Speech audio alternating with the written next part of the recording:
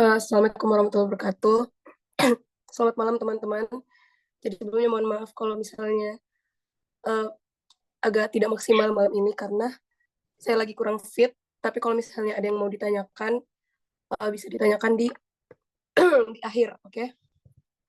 Jadi perkenalkan saya Nafisa dan ada teman saya Salsabila, bisa dipanggil Ceci. Nah, kita ini dari asisten anatomi PJ muskuloskeletal. Nah, buat teman-teman yang mau daftar anatomi bisa bisa mulai dari sekarang dan sudah mau tutup, dan ayo kita belajar bareng-bareng, oke? Okay? Oke, bisa di next.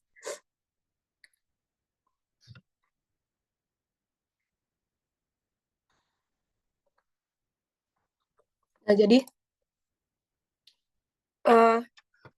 muskuloskeletal itu sebenarnya bukan cuma muscle dan skeletal.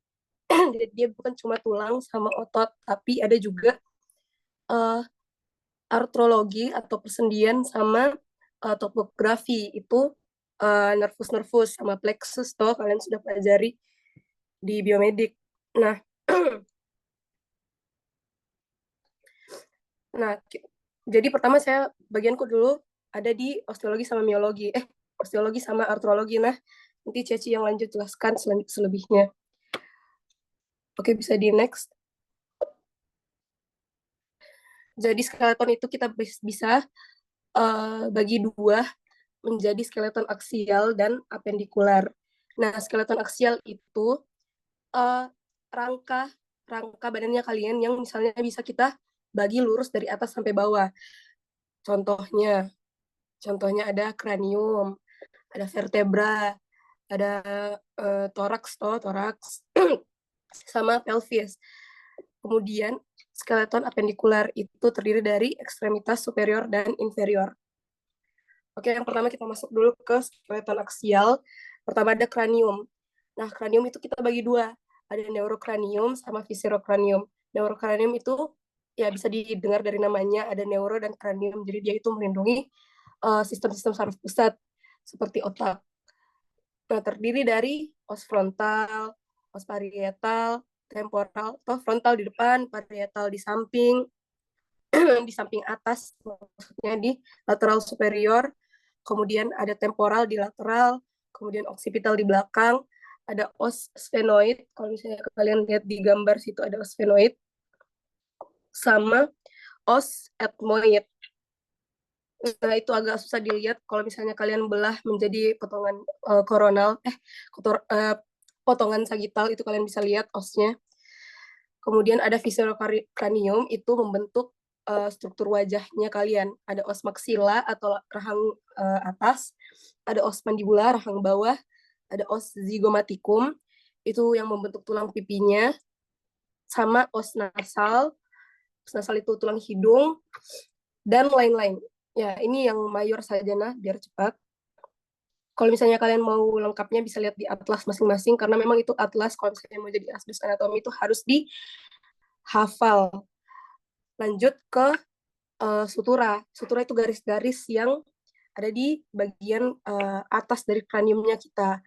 Nah, pada saat kita masih janin atau masih bayi, ada yang bilang ubun-ubunnya kita masih lembek kan, masih belum boleh disentuh-sentuh itu kepalanya. Itu karena suturanya kita itu belum belum menyatu, belum menyatu. Jadi nanti semakin berkembang, nanti suturanya itu bahkan uh, ya bakal bersatu dan mengeras gitu.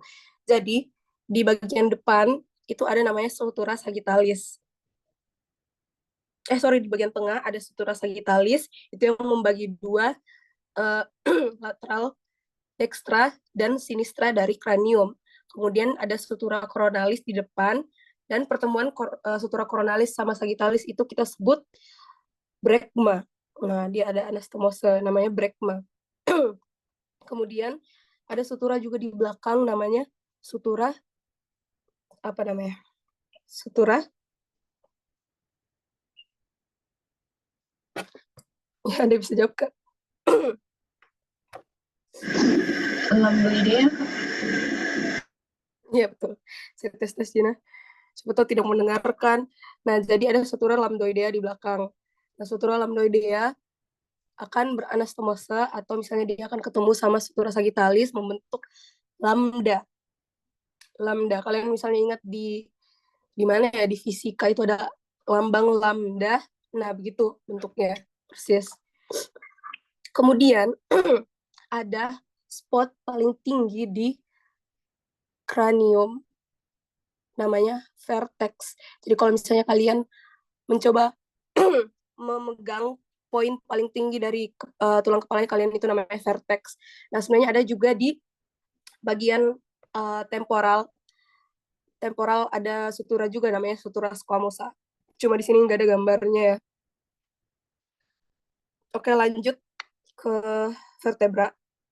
Nah, vertebra itu atau kolumna vertebralis atau tulang belakangnya kita itu ada 7 ruas cervical, 12 ruas torakal, 5 ruas vertebra lumbal, 5 ruas vertebra sakral, sama 4 ruas vertebra koksigeal.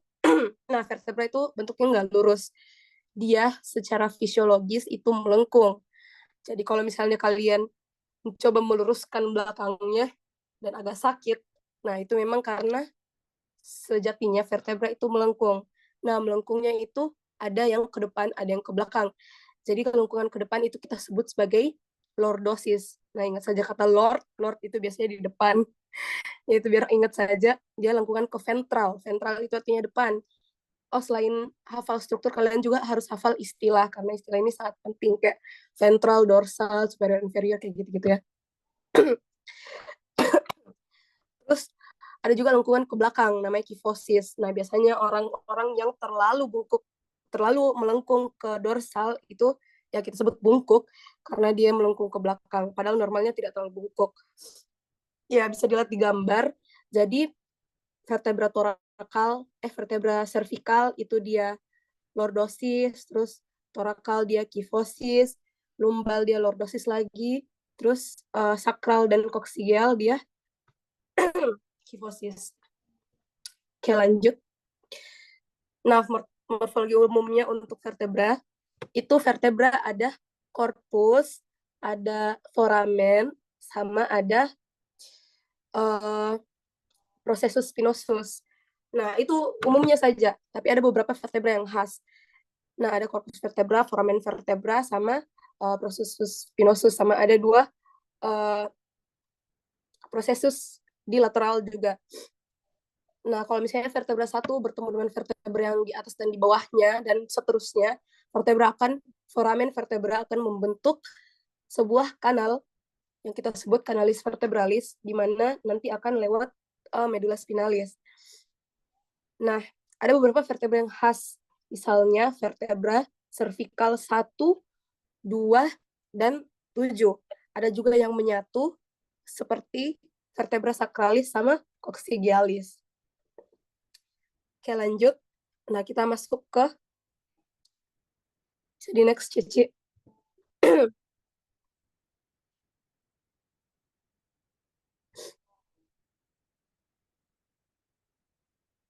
Kelihatan jika share screen-nya? Atau jaringanku yang bermasalah?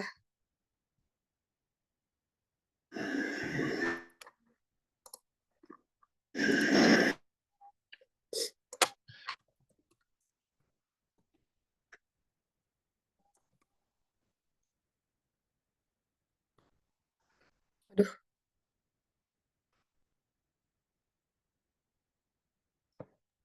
Kelihatan atau enggak?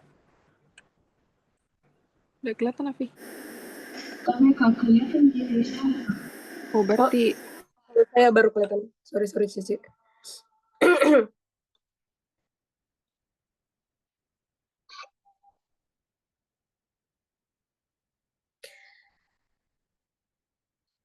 Oke, lanjut ke vertebra cervical 1 atau nama lainnya os atlas.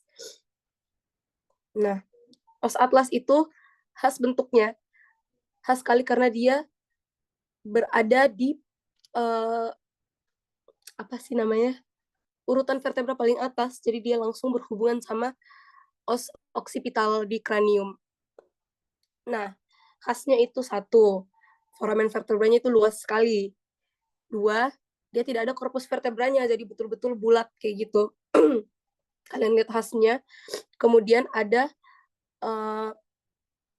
apa namanya ya, tuberculum anterius sama tuberculum posteriusnya. Kemudian bisa juga dilihat di sini ada fascias articularis superior di kedua sisi dextra dan sinistranya. Ini nanti yang akan berhubungan dengan occipital membentuk articulatio atlanto-occipitalis. Oke, next. Nah, yang kedua itu ada os axis atau vertebra cervicalis yang kedua. Ini juga khas sekali karena kalian bisa lihat ada dens axisnya di sini. Dia nanti akan bertemu ya, fascias articularis posteriornya itu akan bertemu dengan os atlas. Jadi bertemu dalam articulatio atlanto-axialis. Nah, oke, ada fovea dentisnya juga. Nah, itu bisa memungkinkan kita untuk rotasi kepala. Oke, lanjut. Nah, khasnya juga itu ada di vertebra cervicalis 7. Sebenarnya khasnya itu lebih ke kalian bisa palpasi dari luar. Bisa dipalpasi, coba misalnya kalian pegang leher bagian belakang, ada kalau agak menunduk ada tulang yang kalian rasakan. Nah, itu adalah vertebra cervicalis 7, sekaligus vertebra cervicalis yang paling bawah.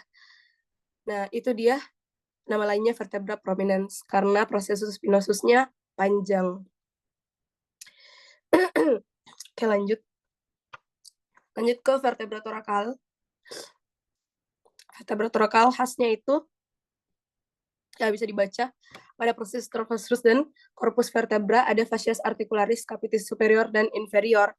Nah, ini yang akan bertemu atau yang langsung berhadapan dengan costa, karena torakal toh di daerah toraks dia akan bertemu dengan os costa atau tulang rusuk. Nah, dia agak besar, bentuknya seperti love heart atau jantung. Nah, dia juga membentuk articulatio intervertebralis thoracalis seperti yang saya bilang tadi. Jadi lihat itu ada khasnya sekali lagi fascias articularis capitis costa, ada di superior sama di inferior. Lanjut ke vertebra lumbalis. Ini kalau orang-orang bilang vertebra yang bentuknya paling cantik karena korpus vertebranya besar, bentuknya seperti ginjal. Nah, ada prosesus mamillaris di tepi dorsal, prosesus articularis superior, sama dia akan membentuk articulatio intervertebralis lumbalis. Oke, next ke os sacrum. Nah, os sacrum ini ada 5 ruasnya yang akan melekat. Dasarnya itu ada basis osis sacri, puncaknya itu apex osis sacri. Nah, kemudian dia ada di depan agak di ventral, di anterior itu agak menonjol ke depan, itu kita sebut promontorium. Promontorium itu harus diingat karena dia akan menjadi titik patokan dari beberapa linea. Misalnya, ya kalau misalnya kita pelajari pelvis akan ada linea-linea yang markernya berada di promontorium. Jadi osakrum itu bentuknya seperti segitiga, kemudian ada foramen foramennya, tersebut foramina sacralis, ada yang anterior, ada yang posterior. Nah, kalau misalnya kalian mau menjelaskan kepada adik-adiknya nanti, insya Allah kalau misalnya sudah jadi asisten, itu kalian harus bisa bedakan yang mana anterior, yang mana posterior pada setiap tulang, yang mana lateral.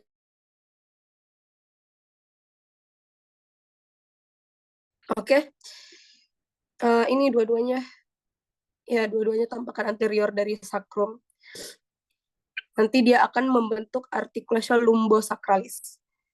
Ya, oke, next. Dan sacroiliaca, articulatio sacroiliaca. Lanjut ke os coccygeus atau yang biasa kita sebut sebagai tulang ekor. Nah, itu ada 4 ruas dan dia bentuknya sangat kecil tapi sangat ya penting. Nah, vertebra coccygealis ini punya prosesus transversalis coccygis dan cornu coccygeum. Ya, bisa dilihat di gambarnya.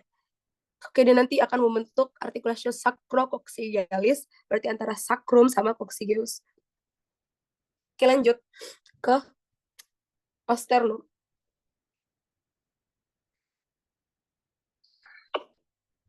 Jadi, osternum itu kita bagi 3 bagian utama ya. Ada manubrium sterni, ada corpus sterni, sama ada processus xiphoideus. Nah, processus xiphoideus ini mungkin memang agak susah namanya, tapi kalian harus ingat karena dia juga bisa menjadi patokan dan bisa dipalpasi dari luar. Bisa menjadi patokan beberapa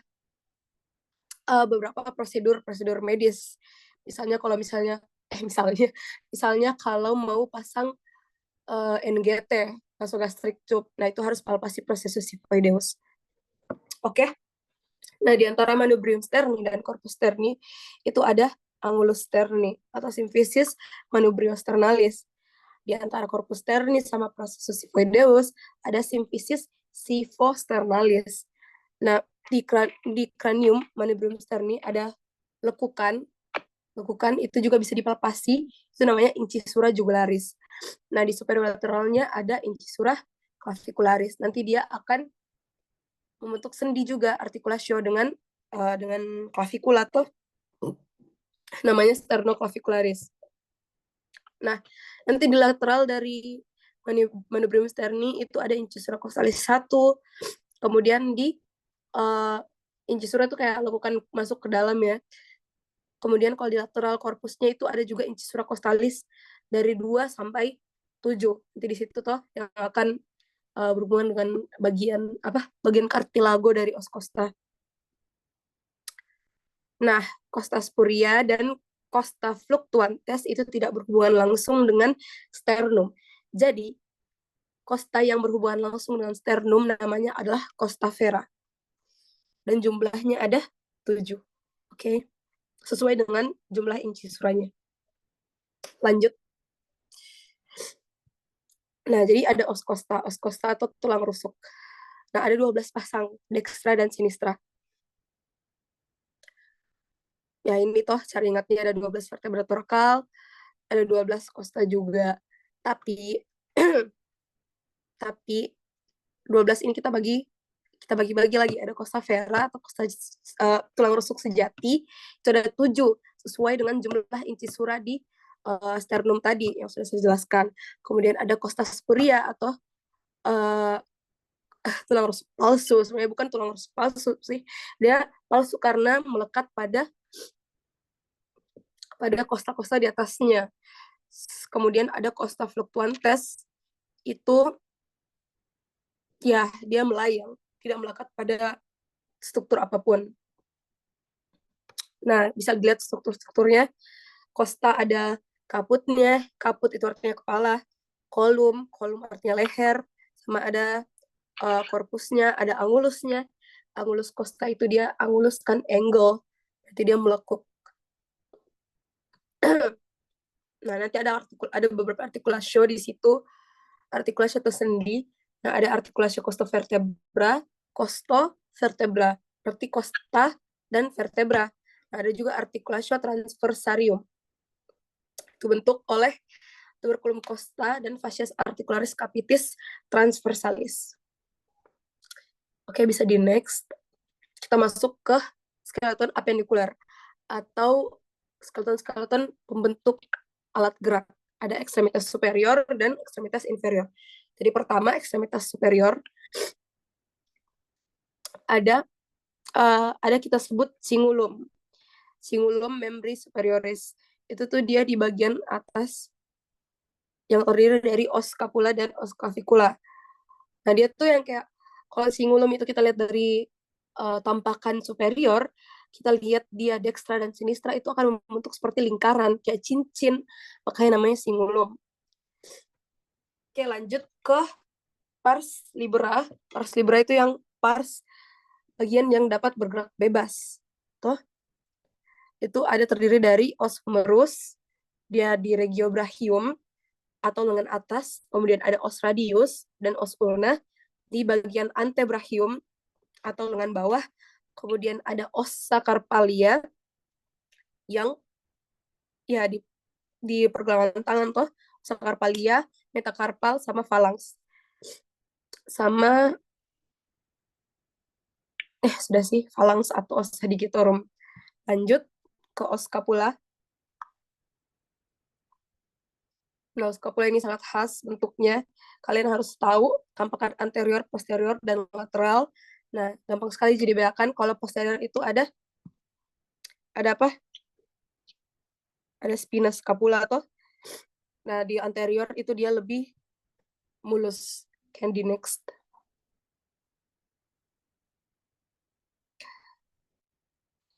Jadi ada beberapa hal yang perlu kalian tahu di scapula, yang penting-penting saja. Jadi ada processus coracoideus, yaitu di anterior agak superior. Nah, processus coracoideus itu seperti paruh burung gagak. Coracoideus. Nah, mungkin kalian agak kesusahan karena saya juga sebenarnya pas awal-awal agak kesusahan menghafal-hafal namanya karena banyak yang mirip-mirip. Tapi kalau misalnya lama-lama dan sering-sering dilihat, itu bisa tahu kalau proses coracoideus itu sebenarnya ada di scapula, beda dengan coronoideus dan lain-lain. Oke, walaupun namanya agak mirip. Kemudian ada fossa subscapularis, itu cekungan di depan, nanti tempat melekatnya musculus subscapularis. Kemudian ada oh ya sebentar dijelaskan. Ada 3 sisinya dan 3 sudutnya. Jadi sisi itu kita sebut margo, sudut itu kita sebut angulus. Next. Jadi di sini ada cavitas glenoidalis. Nah, cavitas glenoidalis ini tempat bertemunya dengan caput humeri. Nah, nanti jadi articulatio glenohumeral. Oke, jadi terus ada juga tuberositas supraglenoidalis. Itu kayak penonjolannya halus di atas fossanya tuh. Ada juga tuberositas infraglenoidalis. Nah, kalau misalnya dari samping sini, dari lateral, kalian bisa lihat acromion dengan jelas. Acromion itu di belakang, di posterior. Dia lanjutan dari spina scapula. Sama apa tadi di depan, processus coracoideus. Oke, lanjut.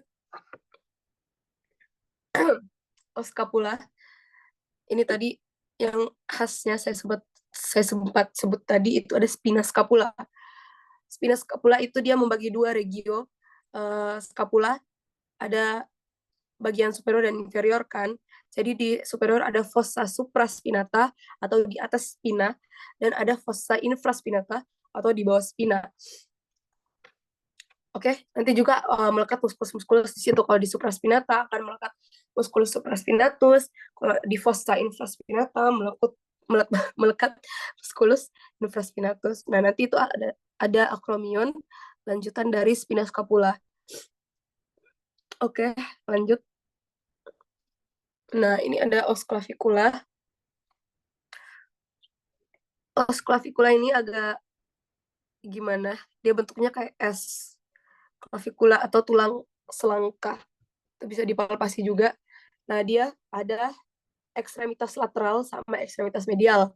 Kalau misalnya kalian lihat dari superior itu bentuknya kayak S ya. Tapi kalau misalnya dilihat dari anterior, dia bentuknya kayak lurus aja. Nanti kalau misalnya di ekstremitas lateral, dia akan dia akan bertemu dengan acromion tadi. Acromion di mana? Di scapula. Nanti membentuk articulatio acromioclavicularis. Kemudian di ekstremitas medial atau ekstremitas sternalis, nanti dia berartikulasio dengan incisura clavicularis di manubrium sterni tadi. Oke, lanjut.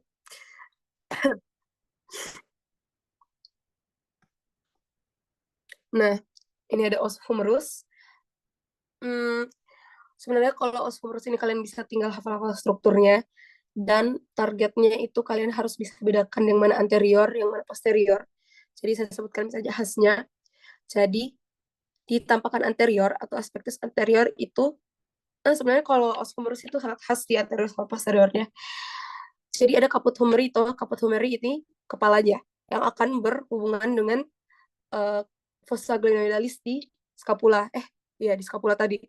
Nah, di anterior itu ada tuberculum maius sama tuberculum minus. ada 2. Kemudian ada kolom anatomicum, itu yang besar di antara tuberculum dan caput humeri. Kemudian ada juga kolom chirurgicum, ya dia di bawahnya tuberculum. Kemudian nanti ada corpus humeri, ada fossa radialis sama fossa coronoidea. Ini yang khas, fossa radialis sama fossa coronoidea. Terus ada juga capitulum humeri sama trochlea humerina. Nah, di bagian posteriornya itu khasnya adalah fossa olecrani. Fossa olecrani ini nanti akan bertemu dengan akan membentuk fossa, atau dia cuma satu, fossanya di belakang. Kalau di anterior dia ada 2, karena di belakang ini akan membentuk artikulasio dengan dengan ulna, os ulna. Kemudian ada juga di posterior ada sulcus spiralis, di mana akan lewat nervus radialis. Ada juga sulcus nervi ulnaris, toh dia agak di samping dia di bagian medial. Kalau misalnya lihat dari aspektus posterior, dia di bagian medial dari os humerus sama ulna, nanti berhubungan dengan olecranon atau di ulna. Nah, ini yang kalau misalnya kalian terbentur di daerah sikut, mungkin ada rasa-rasa tersengat. Nah, itu karena ada nervus ulnaris di situ. Nah, ada sulcusnya juga, namanya sulcus nervi ulnaris. Oke, lanjut. Nah, ini os radius dan os ulna. Jangan kebalik, karena bentuknya sangat khas. Kalau os radius itu ada kaputnya, kaput radii. Kaputnya itu saya bilang sangat cantik karena sangat bulat dan gepeng. Oke. Sama di bawahnya dia agak melebar. Ada kolum radii, ada tuberositas radii, ada corpus, ada margo anterior, sama margo interosseus. Margo interosseus itu artinya sisi antara 2 tulang. Berarti dia sisi bagian lateral sini, bagian kanan, itu berarti dia antara os radius dan ulnanya. Nah, oke, ada processus styloideus, dia di lateral. Oke, lanjut ke ulna. Itu khasnya ulna ada olecranon. Itu tadi olecranon yang akan masuk ke dalam fossa olecranii di os humerus. Itu khasnya. Dia bentuknya kayak tang. Nah, ada juga lengkungannya di bagian olecranonnya, itu namanya incisura semilunaris ulna, atau namanya incisura trochlearis. Oke, bisa dilihat proses coroneus ulna, ada corpus ulna, ada processus styloideus ulna atau processus styloideus medial. Kalau lateralnya ada di os radius, medialnya ada di ulna. Oke, lanjut ke manus, regio manus. Kalau misalnya kalian pernah dengar mani-pedi, manicure, pedicure, nah itu diambil dari regio. Regio manus berarti tangan, manicure, regio pedis, pedicure berarti kaki. Oke. Manus itu ada ossa carpalia, ossa metacarpalia, yang ada 1, 2, 3, 4 itu metakarpal. Kemudian phalanx. Phalanx mau itu di tangan, di manus, atau di pedis, di kaki, itu sama-sama namanya phalanx, untuk tulang-tulang jari. Oke. Jadi ossa carpalia itu ada berapa? Ada 8. Nah, kalian bisa bikin-bikin sendiri singkatannya, atau jembatan keledainya, atau mnemoniknya. Nah, kalau misalnya di kita dulu itu yang khas, yang sangat-sangat terkenal itu SLTP, TTCH. Kalau saya ingatnya selotip, TTCH, SLTP. Jadi os scaphoideum, L os lunatum, T os triquetrum, P os pisiform. Terus ada TTCH, ada trapezium, trapezoideum, ada os capitatum sama hamatum. Itu di ossa carpalia. Nah, ossa metacarpalia sama phalanx itu cuma sama. Ada 1, 2, 3, 4, di mana 1 itu pada ibu jari atau jari telunjuk. Oke, lanjut ke ya, ini bisa dibaca, ini berarti maksimal. Yang tadi ada os scaphoideum toh, atau os navicular manus. Ini tadi sih penjelasannya di atas. Kalian bisa sambil baca penjelasan ini sambil lihat gambar.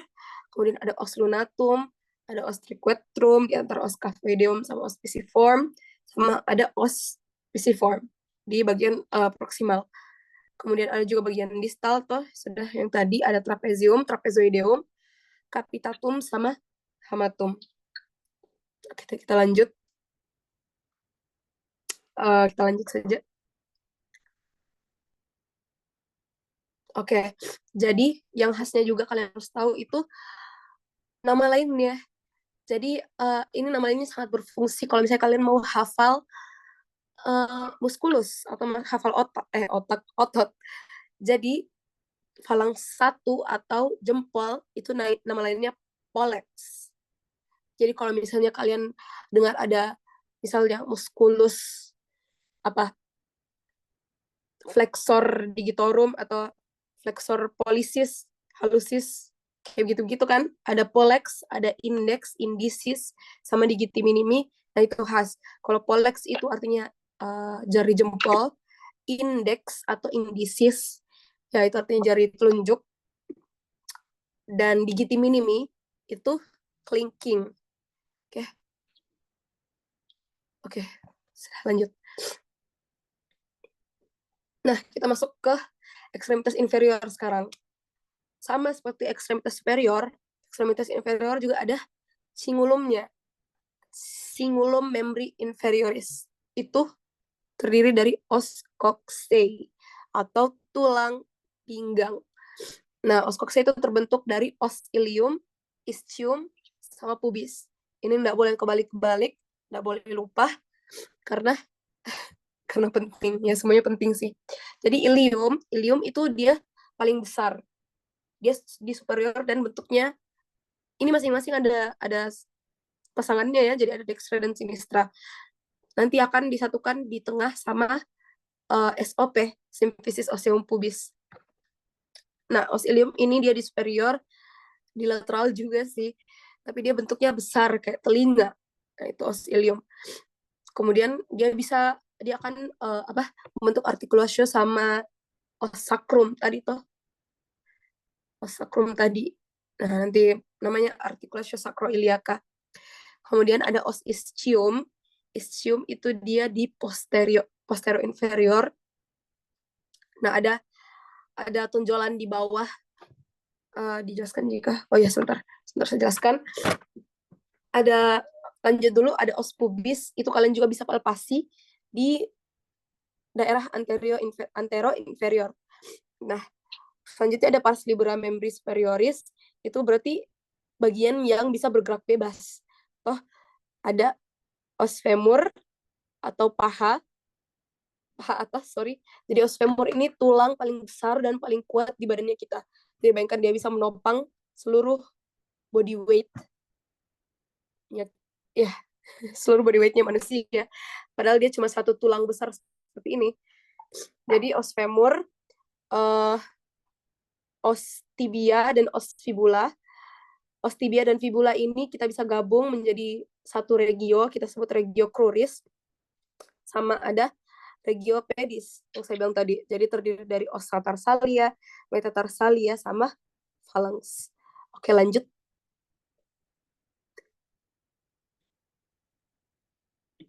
Nah, ya, kita lanjut ke os coxae. Kalian juga harus bedakan yang mana medial, yang mana lateral, yang mana superior, yang mana inferior. Yang mana anterior, yang mana posterior. Oke. Jadi, kalau misalnya kita potong di medial, itu ada apa ya yang khas di sini. Kita bisa lihat fascias auricularisnya. Nah, nanti di situ dia akan berkaitan dengan apa tadi, vertebra sacralis. Toh. Nah, kemudian ada juga spina. Spina yang harus ditahu itu SIAS. SIAS, spina iliaca anterior superior. Nah, itu juga bisa dipalpasi, bisa diraba. Coba kalau kalian raba di bagian misalnya pinggang bagian depan, ada tulang yang menonjol. Nah, itu SIAS. Ini juga harus ditahu posisinya karena penting untuk uh, aspek medisnya. Kalau misalnya kalian mau palpasi spleen atau lien, nah itu patokannya pakai SIAS atau banyak lah pakai SIAS toh karena dia bisa diraba. Ada SIAS, Ada juga spina iliaca anterior inferior, ada juga spina iliaca posterior superior, ada spina iliaca posterior inferior. Nah, di bagian atas lengkungan itu namanya crista iliaca, dia agak menonjol dan agak keras. Nah, ada juga linea arcuata, ada juga incisura-incisuranya toh, ada incisura ischiadica mayor, itu bagian dari ischium.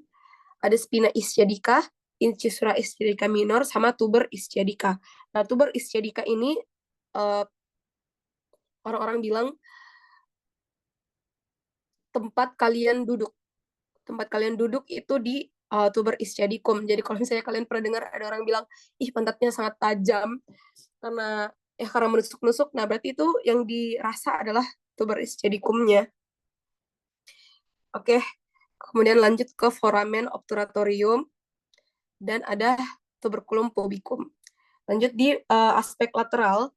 Lateral itu ada fossa acetabuli. Nah, ini yang akan membentuk mangkok. Kalian tahu sendi tuh, sendi ball and socket. Nah, dia akan membentuk soket untuk kaput femoris. Nah, di sini di fossa acetabuli. Oke, itu sama ada limbus acetabuli, tonjolannya di atas. Oke, sudah next. Oke, ini penjelasannya di bawah. Kita lanjut ke os femur saja. Os femur, kayak lagi-lagi kalian harus hafal perbedaan antara anterior dan posteriornya. Nah, di anteriornya itu ada, kalau saya hafal, ada itu fascia patellaris di anterior. Kemudian harus dihafal juga. Nah, ini kaput femorisnya cantik. Toh, kayak bentuk bola, betul-betul bola. Terus ada kolum femoris, ada trochanter mayor sama trochanter minor. Ingat, bedakan kalau misalnya di femur dia namanya trochanter. Kalau di humerus dia namanya apa, yo? Betul. Betul, dia namanya tuberculum. Tuberculum mayor minor, kalau di femur dia trochanter mayor minor. Jangan sampai salah, karena saya pernah salah ini di praktikum, di ujian praktikum. Oke, kemudian di femur juga ada condylus. Nah, kalian harus bedakan juga sama epicondylus karena sangat berbeda.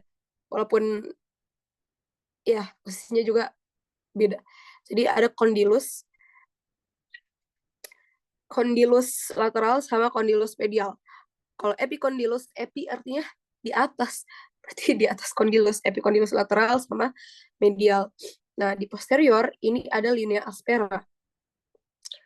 Linea aspera, kemudian ada juga fossa poplitea.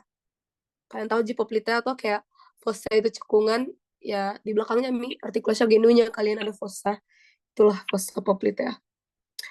Kemudian ada fossa intercondylaris, itu khasnya. Jadi ada, ya sesuai namanya inter berarti antara, condylaris berarti dua condylus, atau condylus lateral sama medial. Oke, lanjut. Ini penjelasannya. Kemudian kita lanjut ke tibia dan fibula. Nah, tibia ini biar kalian nggak lupa, tibia bentuknya seperti T. Seperti T, dan dia agak besar. Dia tibia. Nah, ini ada juga kondilusnya tibia. Ada kondilus lateral sama kondilus medial. Nah, di anterior itu ada ada tuberositas tibia, ada juga kolum tibia, corpus tibia, sama margo interosseus. Seperti yang saya bilang tadi, kan di os radius juga ada toh margo interosseus. Apa artinya? Berarti dia sisi yang berada di antara dua tulang. Berarti nanti ini tibia toh, berarti di sebelah lateralnya margo interosseus itu ada fibula. Nah, ini ada malleolus tibialis atau malleolus medial. Nanti malleolus lateral itu ada di fibula. Nah, ini fibula. Kalau saya lihatnya fibula itu kayak apa di kayak stick biola, apa sih namanya? kayak gitulah. Dia sangat tipis dan sangat panjang. Nah, dia ada capitulum fibula, ada column fibula, corpus, sama margo introseus, sama itu, malleolus lateral. Malleolus lateral ini yang biasa kalian rasain mata kakinya. Nah, mata kakinya itu malleolus lateral. Oke, lanjut ke penis.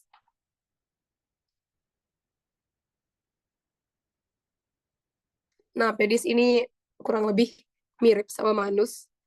Jadi terdiri dari osa tarsal, metatarsal, sama phalanx. Apa yang khasnya di sini? Khasnya di pedis ini ada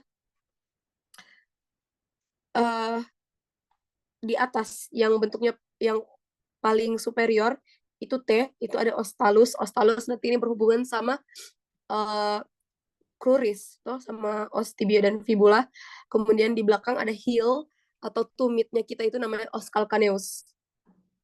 Os calcaneus tuh kalau misalnya kalian ingat TBM calcaneus, yaitu dia uh, penting karena apa? Karena dia menopang berat badannya kita. Tuh, os calcaneus itu. Kemudian ya hafal nih nama-namanya. Os tarsalia ada cuneiform, ada cuneiform medial, intermediate sama lateral, sama ada cuboideum. Kemudian ada metatarsal, ada metatarsal 1, 2, 3, 4, kemudian ada phalanx juga, phalanx 1, 2, 3, 4. Oke, lanjut ke artrologi. Ya, jadi artrologi. Selanjutnya, Ci. Oh ya, oke. Jadi, artrologi itu persendian ya. Jadi, ada yang namanya sendi yang dapat digerakkan dan tidak dapat digerakkan. Yang dapat digerakkan namanya diartrosis, yang tidak dapat digerakkan namanya sinartrosis. Nah, ini contohnya seperti sutura-sutura itu sinartrosis, tidak bisa digerakkan, tidak bisa bebas bergerak. Contoh lainnya itu seperti articulatio sternoclavicularis, antara sternum dan clavicula. Nah, sendi diartrosis itu banyak ya sendi seperti sendi pada umumnya kita tahu, kayak sendi siku, articulatio cubiti, articulatio genu, articulatio humeri, articulatio coccyx dan sebagainya. Oke, jadi lapisan-lapisan sendi itu ada ini.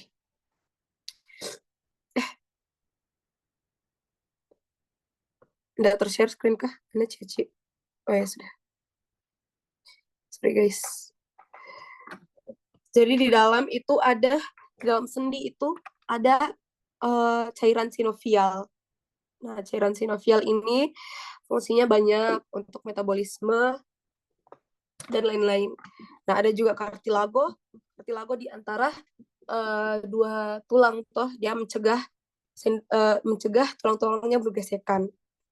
Kartilago. Ada juga membran sinovial sama ada kapsulnya.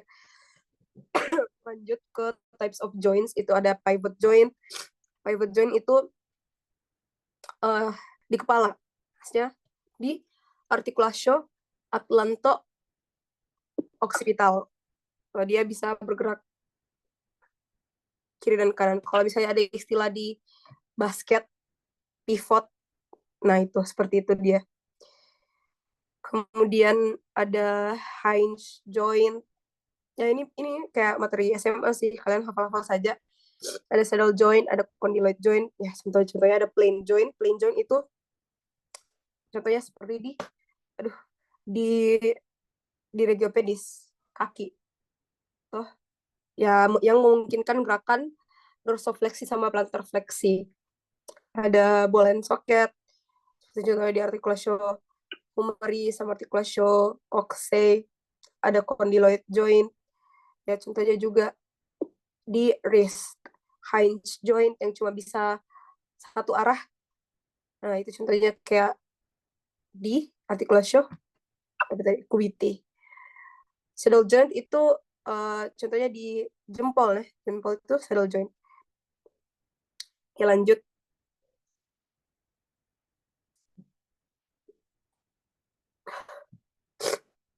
Nah, ini. Sebenarnya kalau misalnya mau diterangkan satu-satu, ini agak banyak, enggak sih, cuma agak banyak aja. Jadi kalau misalnya mau gampang, ya hafal nama-nama tulangnya. Jadi artikulasi itu sebenarnya cuma sambungan dari dua tulang kan.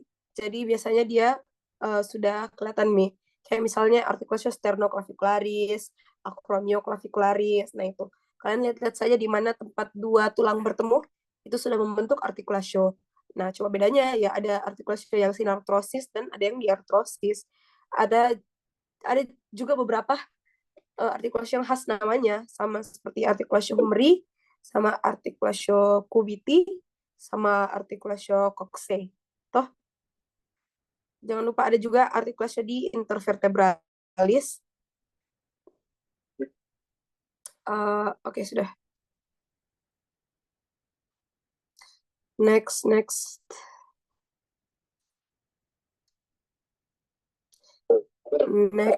Oke, bisa dilihat juga di sini toh gambar-gambarnya ya. Kalau misalnya bisa ditebak-tebak juga sih sebenarnya namanya. Kayak misalnya satu itu apa? Dia pertemuan antara apa dan apa? Oh, berarti os sacrum sama os coccygeus. Berarti artikulasi sacrococcygeal. Atau ini misalnya artikulasi talo calcanea. Berarti dia antara os talus sama os calcaneus. Nah, ini yang khas juga talo cruralis. Nah, seperti saya bilang kayak di regio cruris itu terdiri dari dua, os tibia dan os fibula kan. Berarti talo cruralis dia pertemuan antara tiga tulang, os talus, os tibia sama os fibula. Sama juga sebenarnya di wrist itu dia pertemuan antara os radius ulna sama tulang-tulang karpal, ya kan? Oke, lanjut. Kita lanjut ke ligamen. Nah, ligamen itu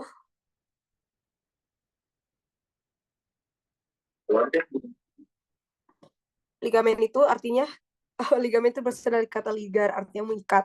Jadi itu jaringan ikat yang terdiri dari serat kolagen. Fungsinya apa? Untuk menyambungkan dan menstabilkan artikulasio. Oke. Nah, bisa dilihat ke bawah.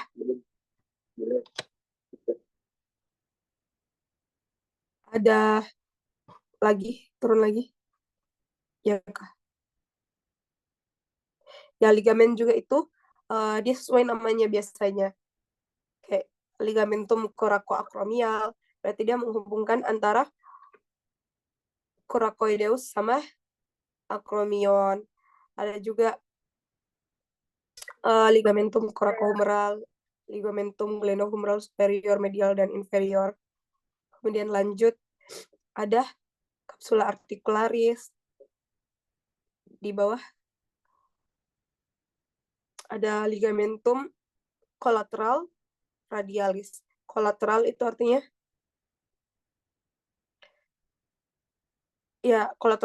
dia menyambungkan dua tulang. Collateral radialis berarti dia di daerah lateral, atau nama lainnya ligamentum collateral lateral. Kalau ligamentum collateral ulnaris nama lainnya ligamentum collateral medial. Nah, ada ligamentum anular. Lagi-lagi anular itu artinya cincin, melingkar begitu. Jadi dia melingkar. Oke, dan ada korda obliqua sama capsula articularis. Oke, lanjut ke pelvis. Nah, di sini ada khas, kalian bisa lihat tempat pelekatannya. Ada ligamentum iliofemoral, berarti dia dari ilius ke femur. Ligamentum pubofemoral, berarti dari pubis ke femur. Ada juga di daerah belakang ada ligamentum ischiofemoral, ya dari os ischium ke femur. Lanjut.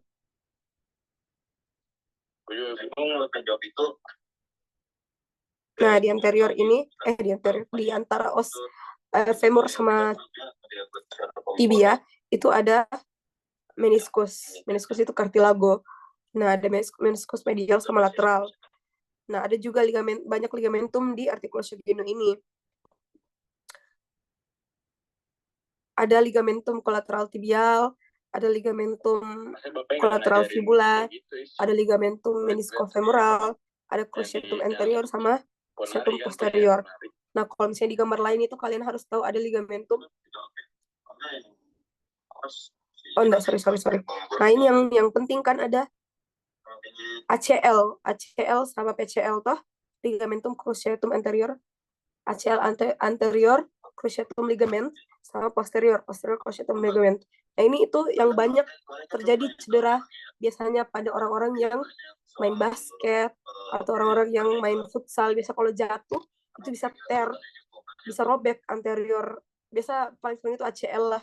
Nah, kalau misalnya kalian dengar ruptur ACL, nah itu sangat susah sembuh. Nah, itu yang kalian harus tahu, itu ada ACL, anterior cruciatum ligament. Pertanyaannya apa dulu? Oke, mungkin sekian dari ligamen. Bisa lanjut ke miologi. Kalau dia cuma nanya ini gimana, dia tinggal jelasin. Mana yang repot tuh kalau dia mau protes gitu baru repot.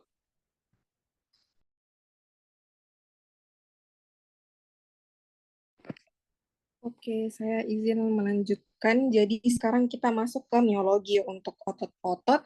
Jadi di sini kita juga harus pelajari secara terstruktur, mulai dari otot-otot regiofasial, kemudian trunkus, toraks, abdomen, ekstremitas superior, sama ekstremitas inferior.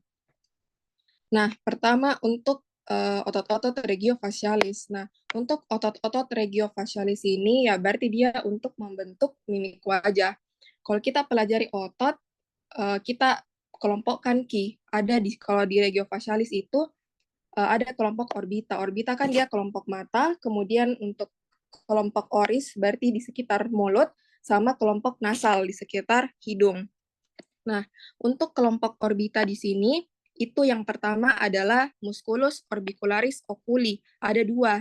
Ada pars palpebralis, dia yang lebih di medial, sama ada pars palpebralis, dia lebih di lateral. Nah, untuk musculus orbicularis oculi, pars orbita sama pars palpebra ini sesuai dengan namanya orbicularis, itu kayak orbit. Jadi dia kayak melingkari. Lihat mitos serat-seratnya. Jadi kalau kita mau belajar otot, kita juga perhatikan serat-seratnya, karena biasanya itu namanya akan mengikuti dengan arah seratnya, atau di mana dia melekat. Nah, apa fungsinya ini si musculus orbicularis oculi pars orbitalis sama pars palpebralis, dia itu berperan kalau kita menutup mata. Kemudian untuk kelompok mata juga ototnya itu ada musculus levator palpebra, tapi di sini tidak kelihatan. Nah, ini musculus levator palpebra, dia itu kelihatan kalau dibuka ini musculus orbicularis oculi pars orbita sama pars palpebralisnya. Dia itu berperan untuk angkat ya palpebranya kita ke atas, kelopak matanya. Kemudian yang ketiga adalah musculus corrugator supercilii. Nah, musculus corrugator supercilii itu dia kayak di dekat alis. Jadi, kalau misalkan kalian kerutkan dahinya kalian, jadi kayak itu alisnya kalian akan tertarik ke arah medial. Itu perannya si musculus corrugator supercilii. Nah, selanjutnya kita ke kelompok oris. Yang paling banyak, jadi ada juga musculus orbicularis oris. Bedakan antara oris sama oculi. Oris itu bibir, oculi itu mata. Sama juga orbicularis oris, dia karena seratnya kayak melingkar gitu. Jadi perannya si musculus orbicularis oris ini kalau kita menutup mulut atau kalau kalian kayak kayak kasih monyong bibirnya, nah itu perannya si musculus orbicularis oris. Kemudian ada otot-otot yang berperan untuk mengangkat bibir.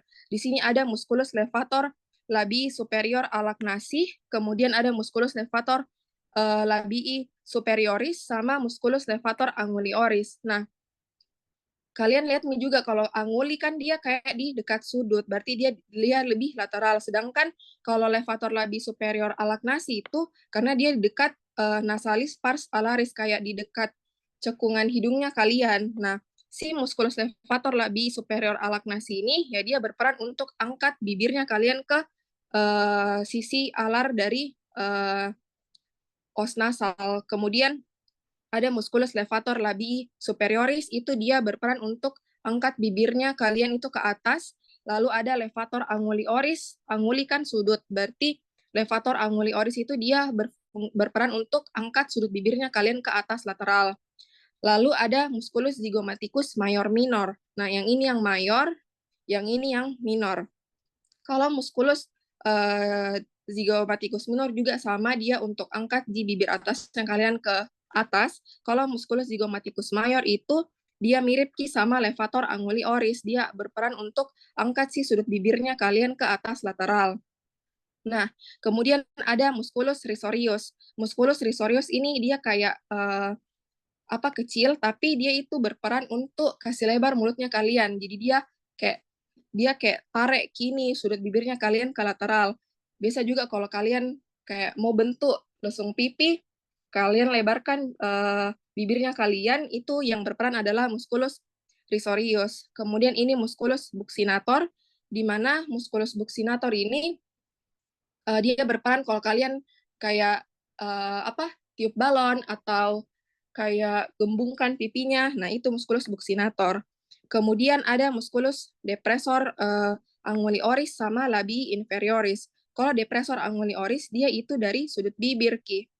Nah, kalau depressor labii inferioris dia dari labiumnya, dari bibir. Nah, kemudian si depressor angulioris ini dia perannya itu untuk tarik kini sudut bibirnya kalian ke bawah.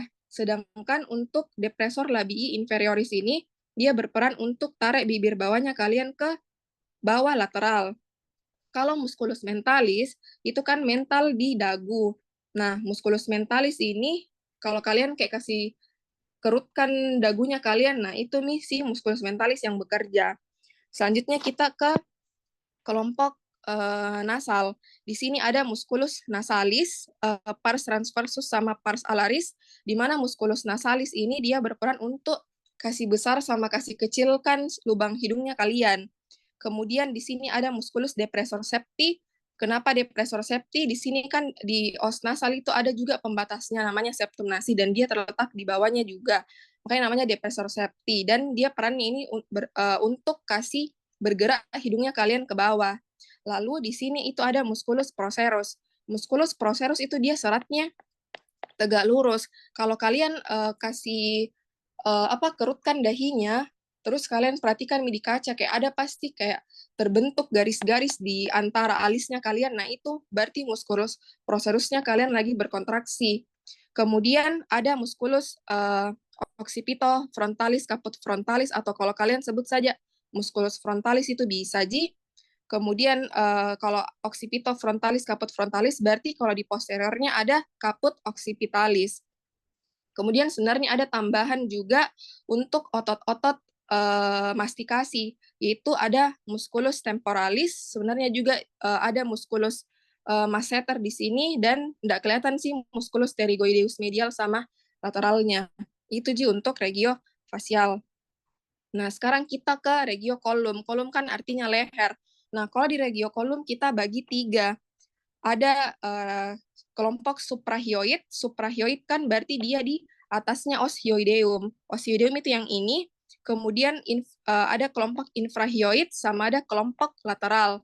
Nah, untuk kelompok suprahyoid itu dia rata-rata yang membentuk dinding atau diafragma dari cavum oris. Nah, di sini itu ada musculus digastricus venter anterior. Kemudian sebenarnya di sini ada musculus digastricus venter posterior, kemudian ada musculus stylohyoideus. Nah, untuk musculus stylohyoideus itu berarti dia dari processus stylohyoideus sama os hyoideus. Kemudian ada musculus mylohyoideus dan ada satu lagi musculus geniohyoideus, tapi dia itu terletak di superior dari musculus mylohyoideus. Nah, di mana dia kan terletak di superior dari os hyoid, makanya dia juga berperan untuk elevasi dari si os hyoid. Kemudian untuk kelompok infrahyoid itu ada musculus sternohyoideus, berarti dia dari sternum, seratnya itu dari sternum ke os hyoid. Lalu di lateralnya si musculus sternohyoideus ini, dia ada musculus omohyoideus. Kemudian kalau dibuka ini si musculus sternohyoideus sama omohyoideus itu baru kelihatan si musculus thyroideus sama musculus sternothyroideus. Jadi kalau sternothyroideus berarti dia dari sternum ke os hyoid, sebenarnya dia agak ke atas. Nah, kemudian musculus thyroideus berarti dia dari ini kan glandula tiroid, berarti dia seratnya sebenarnya ini dari glandula tiroid ke os hyoid.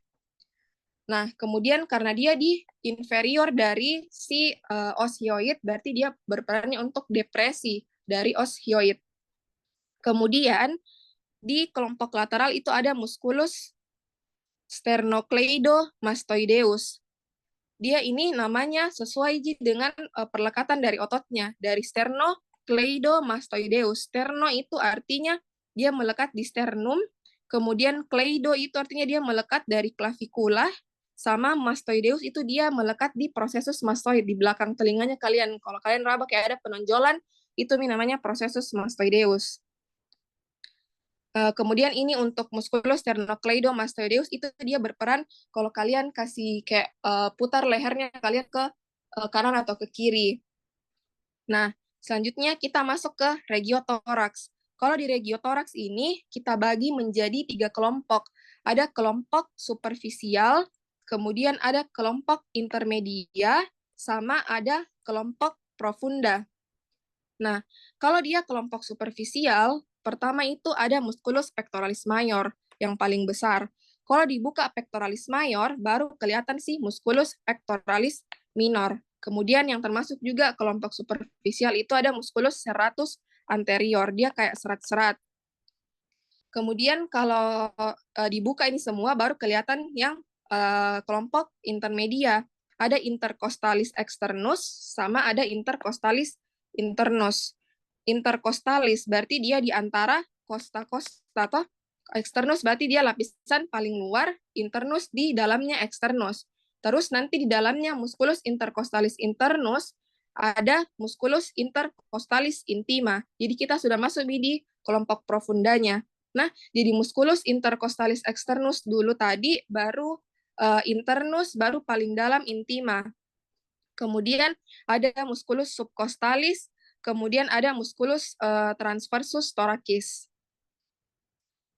Oke, kemudian kita masuk ke miologi regio truncus posterior. Nah, di sini itu kita bagi menjadi 3 kelompok juga. Ada kelompok superficial, intermedia, sama profunda. Kalau kelompok superficial itu yang pertama adalah musculus trapezius, karena dia bentuknya kayak trapezius, kemudian dia ini terbagi menjadi 3 pars. Pars descendens, berarti dia kan arah seratnya itu ke bawah. Pars transversus sama pars ascendens, karena arah seratnya itu dia ke atas. Kemudian yang masuk juga kelompok superficial itu adalah musculus latissimus dorsi, di mana musculus latissimus dorsi ini merupakan otot yang paling besar di tubuhnya kita. Kemudian ada musculus levator scapula. Levator scapula ini dia berperan untuk angkat berarti scapulanya kita. Kemudian ada musculus rhomboideus major minor. Rhomboid itu artinya kayak jajar genjang, mayor lebih besar, minor lebih kecil. Itu untuk kelompok superficial. Kalau kelompok intermedia, di sini tidak kelihatan, itu ada 2, musculus serratus posterior. Jadi dia itu di atasnya ini nah, musculus spinalis longissimus iliocostalis, itu dia di atas begini bentuknya. Jadi ada serratus posterior superior, ada serratus posterior inferior. Kemudian untuk kelompok profunda itu kita bagi menjadi 2, ada kelompok spinotransversalis sama ada kelompok erector spina. Kelompok spinotransversalis itu ada 2, ada musculus splenius capitis sama ada musculus splenius cervicis. Oke, kemudian untuk yang erector spina itu ada 3, musculus spinalis, musculus longissimus sama musculus iliocostalis. Namanya erector spina. Erector itu artinya kayak tegak. Terus dia spina karena dia terletak di dekat si ini yang menonjol ini tuh prosesus spinosus. Kemudian dia ada 3. Ingat nih juga, oh dia musculus spinalis, berarti dia lebih di medial karena dia di dekat spina. Kemudian musculus iliocostalis, oh dia ada costanya, berarti dia lebih di lateral key. Terus di tengah-tengah si musculus longissimus nih. Oke. Kemudian kita masuk ke regio abdomen. Kalau regio abdomen itu kita bagi menjadi 2 kelompok. Ada kelompok anterolateral sama ada kelompok posterior. Nah, kelompok anterolateral itu yang ini yang kelompok posterior. Nah, untuk yang kelompok anterolateral itu ada musculus rectus abdominis yang paling khas gitu, yang bentuk six-pack. Nah, ini musculus rectus abdominis itu dia dibagi sama ada garis-garis yang transversal ini yang kita sebut dengan interscriptiones tendinae. Oke, dan di medialnya itu ada garis yang terbentang dari ini kan processus sipoideus, ini symphysis osseum pubis. Ada garis warna putih, ini kita sebut dengan linea alba. Sebenarnya di sini juga ada umbilicus. Nah, kemudian kalau dia di lateral dari si musculus rectus abdominis, ini kan rectus abdominis, di lateralnya itu namanya linea semilunaris.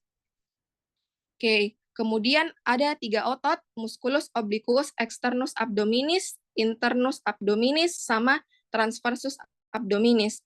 Musculus obliquus, oblik itu artinya miring, berarti dia serat-seratnya itu dia akan oblik, miring. Nah, kalau dia musculus obliquus externus abdominis itu dia khas seratnya dia berbentuk V. Kalau musculus obliquus internus abdominis, dia seratnya berbentuk A. Di sini kan obliquus externus abdominis yang tidak kelihatan. Yang kelihatan itu obliquus internus abdominis. Dia kayak ini, kayak naik ke atas toh kayak bentuk A. Kemudian musculus transversus abdominis. Musculus transversus abdominis ya berarti dia transversal di seratnya. Nah, untuk musculus obliquus externus sama internus abdominis ini, dia perannya untuk kalau kita putar ini perutnya kita ke kanan atau ke kiri. Sedangkan untuk musculus transversus abdominis dia kayak lebih ke untuk otot-otot kompresi di organ-organ dalam. Nah, kemudian yang paling kecil di sini itu ada musculus pyramidalis. Pyramidalis karena ya dia berbentuk kayak segitiga. Oke, itu untuk anterolateral, ini untuk kelompok posterior. Untuk kelompok posterior ada musculus quadratus lumborum, musculus psoas major, sebenarnya lagi ada di sini psoas minor, sama ada musculus iliacus. Nah, untuk quadratus lumborum sama psoas major minor ini dia perannya untuk fleksi ke lateral, fleksi lumbal tapi ke lateral.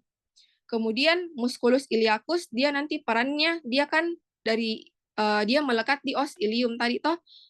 Jadi dia itu perannya untuk fleksi dari hip.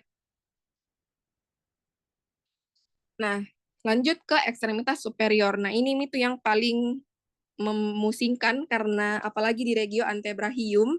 Nah, di sini tuh kita bahas dulu dari regio shoulder.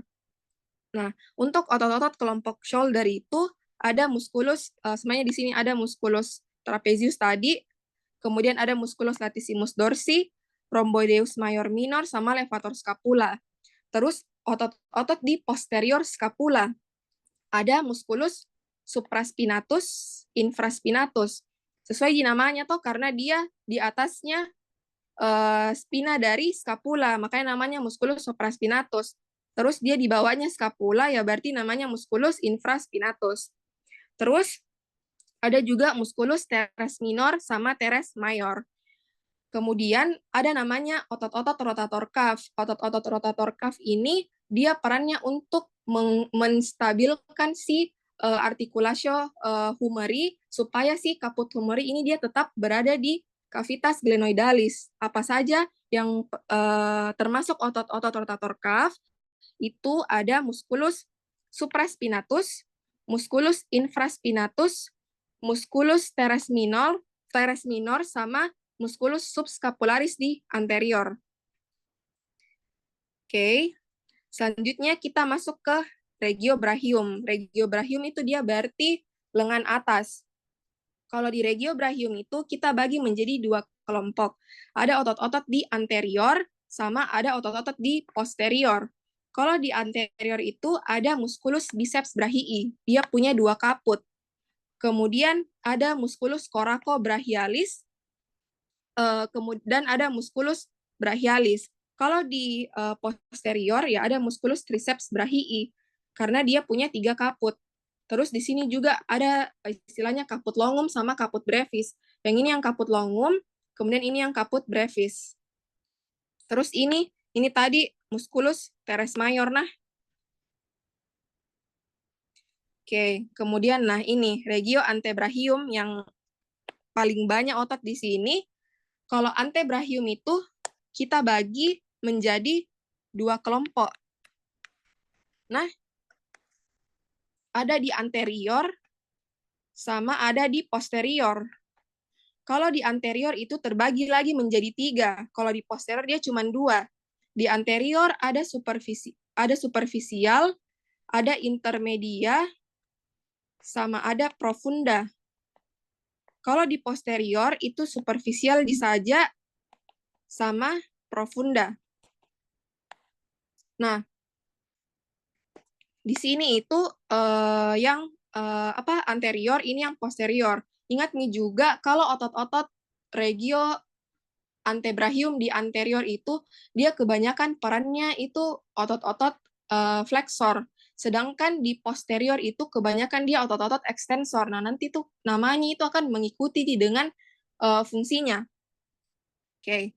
Nah, di sini itu ada kalau lapisan superficial di regio antebrachium anterior, pertama ada musculus pronator teres, ya berarti untuk pronasi. Kemudian musculus flexor carpi radialis, lihat ini arah tendonnya juga, dia ke arah os radius, toh. Musculus palmaris longus, dia tendonnya ke arah metakarpal. Kemudian musculus flexor carpi ulnaris, ya dia arah tendonnya ke os ulna. Kemudian kalau dibuka ini semua, kelihatan musculus flexor digitorum superficialis. Nah, ini nih lapisan intermedia. Oke. Nah, satu saja yaitu ada musculus flexor digitorum superficialis. Terus kalau dibuka lagi ini musculus flexor digitorum superficialis, baru kelihatan ini jadi lapisan profunda. Ada musculus flexor digitorum profunda. Digitorum berarti dia nanti ini arah tendonnya itu dia ke jari-jari ki. Kemudian flexor pollicis longus. Toh dia ini tendonnya akan ke arah ya jempol lah. Kemudian musculus pronator quadratus. Ini juga untuk pronasi. Oke, itu untuk di anterior. Kemudian di posterior, lapisan superficial itu ada musculus anconeus, kemudian ada musculus brachioradialis, berarti dia serat ototnya itu dari brachium ki turun ke radial. Terus ada extensor carpi radialis longus, dia lebih panjang. Terus ada extensor carpi radialis brevis, sama extensor digitorum, berarti dia ke tendonnya itu dia ke jari-jari. Kemudian musculus extensor carpi ulnaris, sama extensor carpi digiti minimi. Toh lihat nih, jadi kalau dia di posterior, dia kebanyakan otot-otot ekstensor. Tapi kalau di anterior itu dia kebanyakan otot-otot flexor.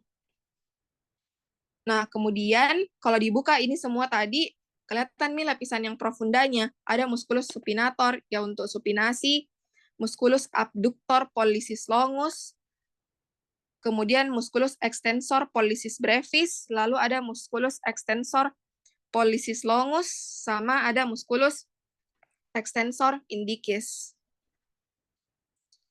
Nah, kemudian kita masuk ke regio manus. Di regio manus ini sebenarnya ada di sini musculus palmaris brevis, dia yang tutup ini semua. Kalau dibuka baru kelihatan ini semuanya. Nah, di sini itu kita bagi ada musculus adductor pollicis sama ada otot-otot hipotenar sama otot-otot tenar. Otot-otot tenar itu berarti otot-otot di sekitar ini jempol, sedangkan otot-otot hipotenar itu di sekitar jari kelingking. Nah, yang masuk otot-otot tenar itu ada musculus opponens pollicis. Musculus opponens pollicis itu dia di dalam. Kemudian ada musculus flexor pollicis brevis di superior dari musculus opponens pollicis. Kemudian ada musculus abductor pollicis brevis, itu dia di superiornya dari musculus flexor pollicis. Wait. Tunggu ya.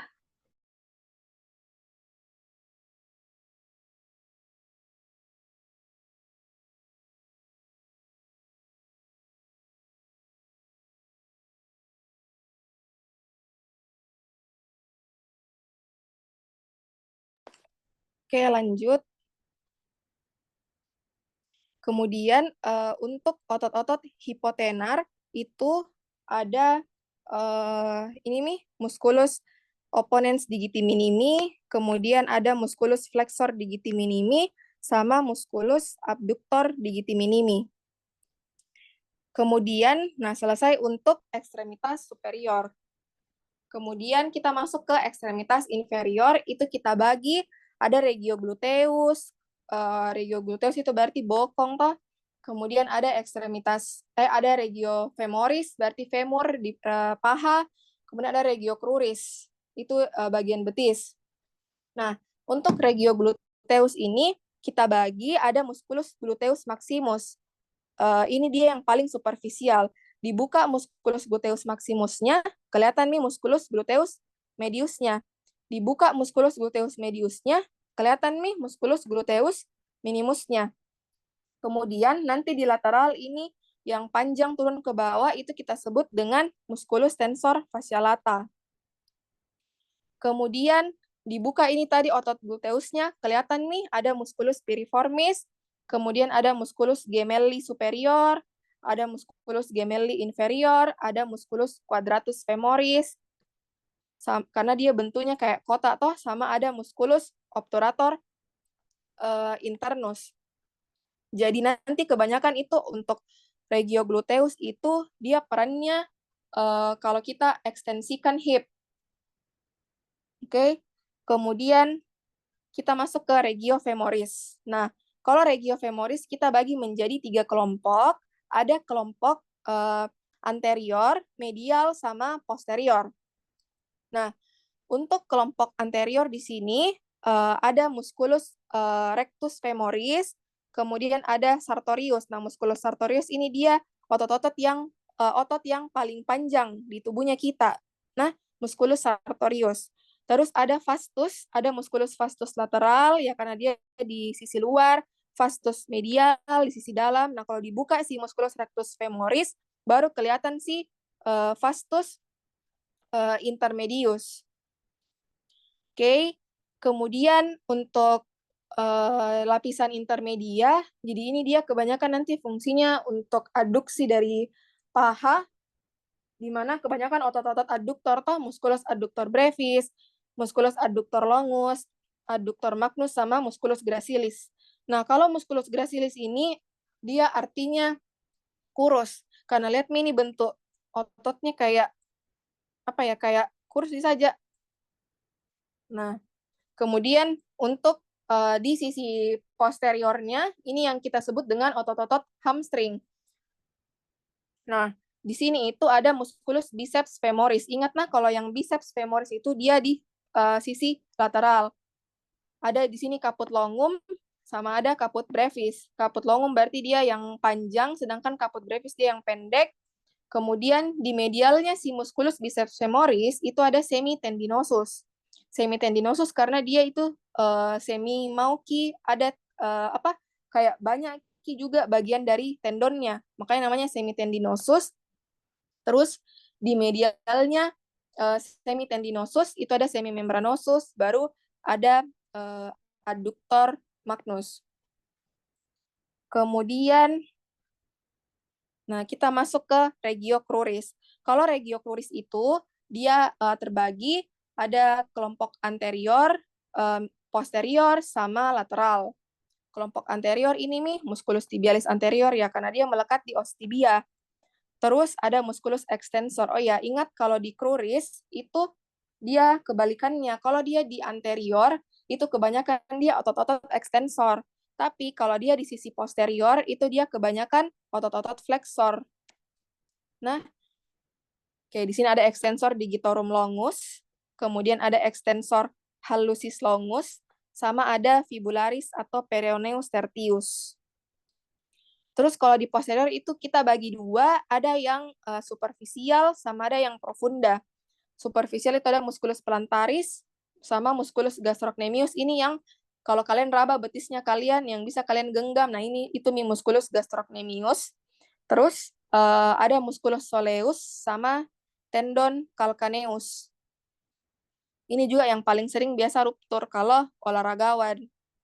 Kemudian kalau dibuka ini semua, kelihatan misi musculus popliteus, tibialis posterior ya karena dia melekat di os tibia, terus flexor digitorum longus sama flexor hallucis longus. Oke. Kemudian untuk di lateral ada fibularis longus karena dia lebih panjang sama fibularis brevis karena dia lebih pendek. Oke.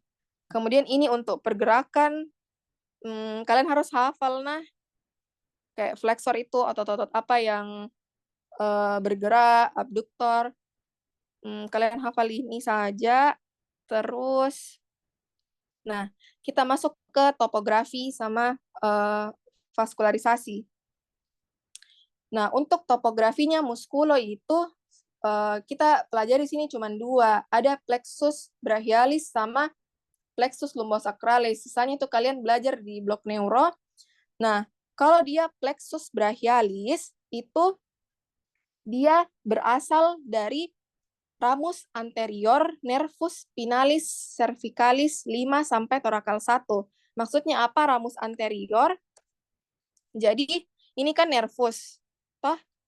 Nah, nanti dia akan bercabang, ada ke anterior sama ada ke posterior. Nah, ini misi ramus anterior nervus spinalis yang sebagai yang membentuk si plexus brachialis. Tapi nervus spinalis apa? Nervus spinalis cervicalis 5, cervicalis 6, cervicalis 7, cervicalis 8, sama thoracalis 1. Oke. Nah, kita gambar, Mina. Jadi, misalkan ini cervicalis 5, cervicalis 6, cervicalis 7, cervicalis 8, thoracalis 1. Nah, nanti masing-masing si ramus anterior nervus spinalis ini akan menyatu membentuk truncus. Oke, dia akan membentuk truncus di mana kalau dia penyatuan dari ini C5, ini C6, ini C7, ini C8, ini T1. Nah, kalau misalkan nanti dia penyatuan dari C5 sama C6, dia itu akan membentuk truncus superior. Kemudian kalau dia dari ramus anterior C7 saja, dia yang bentuk truncus medial. Selanjutnya, kalau misalkan dia dibentuk sama ramus anterior nervus spinalis cervical 8 sama thoracal 1, dia akan bentuk truncus inferior. Nah, jadi ini batasnya, gampang pelajari. Ini truncus, ini tadi ramus. Oke, nah nanti lagi penyatuan dari baik truncus anterior maupun posterior ini, dia akan membentuk fasciculus namanya. Nah, kalau misalkan dia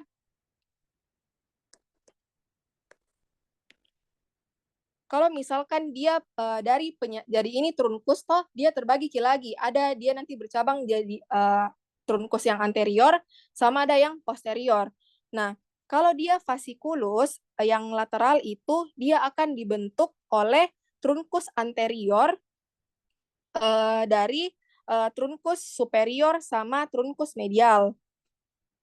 Kemudian kalau dia fasciculus posterior itu dia nanti akan dibentuk oleh truncus posterior dari truncus superior, medial, sama inferior. Kemudian kalau misalkan yang fasciculus medial itu akan dibentuk sama truncus anterior dari truncus inferior. agak memusingkan memang, guys. Oke. Ini fasciculus. Nah, nanti masing-masing fasciculus ini dia akan bercabang membentuk cabang terminalnya yang kita sebut itu nervus, kayak nervus musculocutaneus dan lain sebagainya. Nah, kalau dia tadi truncus, tadi kalau fasciculus superior itu dia akan membentuk cabang terminal nervus musculocutaneus, sama nervus medianus. Nah, bisa kalian lihat di sini. Dia bercabang jadi nervus musculocutaneus sama nervus medianus. Nah, kemudian kalau dia truncus medius, truncus posterior itu, fasciculus posterior, sorry, dia akan membentuk nervus axillaris sama nervus radialis. Terus kalau misalkan dia yang ini, yang fasciculus medial, dia akan membentuk nervus medianus juga sama. Nah, ini singkatannya yang marmu. M musculocutaneus dulu, A axillaris, R radial, M nervus medianus lagi, sama U ulnar. Oke. Nah, nanti di sini kita lihat nervus-nervus otot-otot apa saja yang dia persarafi. Nah, kalau dia nervus axillaris, itu musculus deltoideus sama teres minor. Kemudian nervus musculocutaneus itu dia lebih ke regio brachium ki. Nah, kalau dia nervus radialis nanti dia karena dia itu nervus radialis, dia lewat ki di sisi belakang dari antebrachium, dari brachium, antebrachium sampai ke manus, dia itu lewatnya di posterior, makanya dia banyak berperan untuk dia mempersarafi otot-otot ekstensor. Kalau nervus ulnaris itu dia lewatnya di anterior. Jadi kebanyakan dia juga persarafi otot-otot flexor sama dengan nervus medianus. Oke, nanti kalian juga hafal ini. Nah, kemudian kita masuk ke ekstremitas inferior. Kalau dia ekstremitas inferior itu dia dari plexus lumbosacralis. Terbagi dua sebenarnya, ada plexus lumbalis sama plexus sacralis. Kalau dia plexus lumbalis itu dia asalnya dari ramus anterior nervus spinalis lumbalis 1 sampai 4. Sedangkan kalau yang sacralis itu dia dari ramus anterior nervus spinalis lumbalis 4 sampai sacralis 3. Nah, kemudian untuk plexus lumbalis, ya ini cabangnya nervus iliohipogastricus, nervus ilioinguinalis, nervus cutaneus femoralis lateralis, nervus femoralis, nervus genitofemoralis, nervus obturatorius. Kemudian kalau yang sakralisnya ini nervus ischiadicus, nervus gluteus superior, nervus gluteus inferior, sama sebenarnya ada lagi nervus ini di nervus gluteus superior, inferior, sama ischiadicus. Nah, nanti si ischiadicus ini yang akan bercabang menjadi nervus tibialis sama nervus fibularis. Nah, nanti ini juga nervus fibularis yang bikin ada nanti di akhir. Nah, klinisnya yang paling sering juga ada bikin injury di nervus fibularis karena dia ini terletak dia lewatnya di kaput fibula. Paling sering ruptur juga, apalagi kalau orang-orang yang sering duduk bersila lama. Oke. Nah, kalian juga hafalin nanti motorik nervus-nervus apa saja. Kayak iliohipogastricus dia inervasi otot apa saja. Kalau dijelaskan nanti panjang sekali. Nah, selanjutnya kita ke vaskularisasi. Kalau kita bicara vaskularisasi, berarti arteri sama vena. Kalau arteri itu biasanya bahasanya dia dipercabangkan atau dia melanjutkan menjadi apa. Sedangkan kalau vena itu dia bahasanya bermuara di mana, Ki? Nah, kalau kita bahas dulu yang ekstremitas superior. Kalau ekstremitas superior untuk arterinya itu dari arteri subclavia dextra. Nah, ini arteri subclavia dextra itu dia asalnya atau dia dipercabangkan oleh truncus brachiocephalica. Nah, ini truncus brachiocephalica itu dia dari aorta. Ini kan aorta.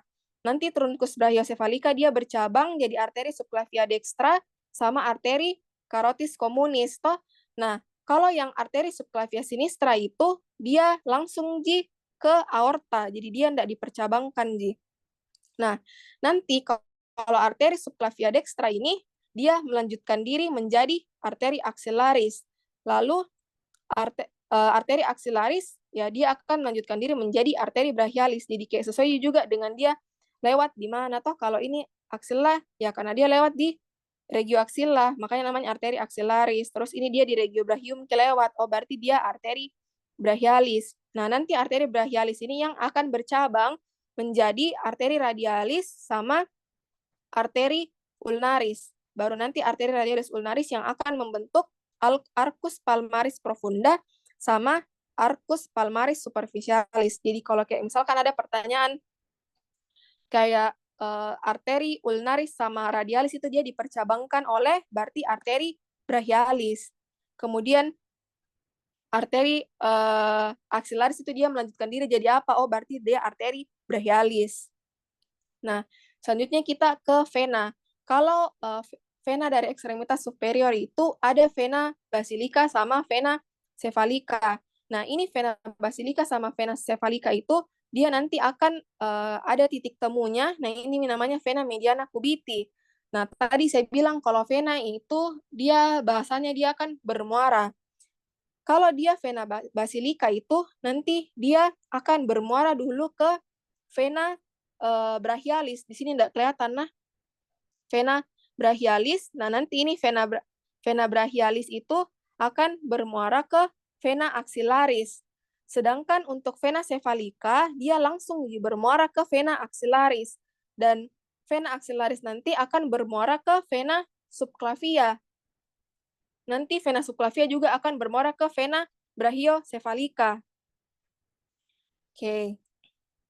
Selanjutnya ke ekstremitas inferior. Kalau ekstremitas inferior itu, di sini ada arteri femoralis. Arteri femoralis itu dia asalnya dari arteri iliaca externa. Arteri iliaca externa itu dari arteri iliaca communis. Arteri iliaca communis itu dia dari aorta abdominalis. Jadi ini aorta toh, ini aorta abdominalis, dia bercabang menjadi arteri iliaca communis. Nanti arteri iliaca communis lagi bercabang jadi arteri iliaca interna sama eksterna. Nah, ini yang eksterna yang akan percabangkan yang akan melanjutkan diri menjadi arteri femoralis. Nah, nanti arteri femoralis akan melanjutkan diri menjadi arteri poplitea. Baru arteri poplitea itu akan bercabang menjadi dua. Arteri tibialis anterior sama ada sebenarnya arteri tibialis posterior. Sini tidak kelihatan, Ki. Nah, nanti arteri tibialis anterior itu yang akan melanjutkan diri menjadi arteri dorsalis pedis. Sedangkan arteri tibialis posterior nanti akan melanjutkan diri menjadi arteri fibularis. Selanjutnya untuk vena. Kalau di ekstremitas inferior itu ada vena savena parva sama vena savena magna. Vena savena parva ini dia nanti akan bermuara ke poplitea. Ini kan savena parva. Nah, dia nanti akan bermuara ke poplitea. Kalau dia vena savena magna, dia nanti akan bermuara langsung ke vena femoralis. Baru nanti si vena poplitea ini yang akan bermuara ke vena femoralis. Ingat misalnya parva. Sama-sama jipeto jadi kayak parva berarti dia ke poplitea. Ini savena magna, berarti dia langsung ke femoralis. Oke, selanjutnya kita masuk ke aspek klinis. Jadi di sini untuk aspek klinis saya jelaskan yang tidak semua yang kayak ya khas-khas saja. Tapi kebanyakan itu kalau aspek klinis itu dari nervusnya. Tapi sebenarnya itu kalian ya lebih banyak nanti diajar di blok neuro. Nah, jadi di sini itu pertama ada radial nerve injury. Kalau berarti ada injury di nervus radialisnya. Tadi saya bilang kalau nervus radialis itu dia kebanyakan untuk otot-otot ekstensor. Nah, Jadi kalau misalkan ada injury dari nervus radialis, baik karena dia ada kompresi atau kayak kompresi atau kayak karena ada ruptur, gara-gara trauma atau begitu, jadi dia bikin wrist drop karena dia nggak bisa mengekstensikan ini wristnya. Jadi kayak ya dia akan terkulai Ki. Oke, terus kalau misalkan dia sensorisnya untuk kalau kita lihat di dermatom, nah si nervus radialis ini dia dermatom untuk sensorisnya dia di 1/2 lateral dari ibu jari kalau di anterior, kalau di posterior dia jari 1, 2, 3, 4, 5. Jadi kalau misalkan sensorisnya dia akan nggak rasa di bagian itu. Oke. Kemudian kalau claw hand itu dia ada injury di nervus ulnarisnya, di mana kalau injury nervus ulnaris itu dia kebanyakan kena jari 1/2 lateral jari 4 sama jari 5, terus kena juga bagian dari hipotenar. Nah, kalau dia injury di nervus ulnar, dia bisa bikin atrofi si hipotenarnya. Kemudian tadi nervus ulnaris kan dia kebanyakan untuk otot-otot flexor. Nah, pada saat istirahat tangannya kita, itu kalau kita istirahat tangannya tuh kayak pasti agak-agak sedikit fleksi lah.